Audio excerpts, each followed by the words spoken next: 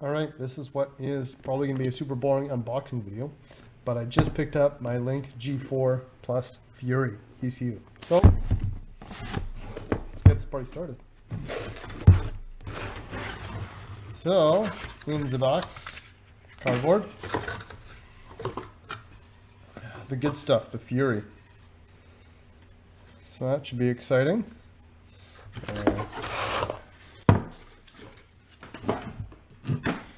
Comes with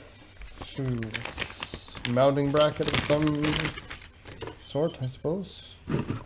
However that works. Something. Slide on, clip on. I don't know. I'll play with that later.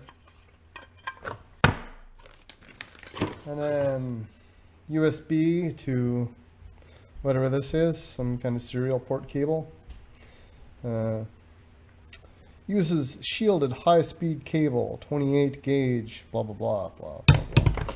And then two connectors. They look almost identical. One's got one slot, this one's got two slots, so you can't screw them up once when you're trying to plug them in. Which is nice. Cool.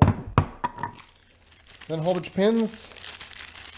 Hopefully there's more pins than I need, because I'm sure I will screw up, well, at least the first few, maybe more.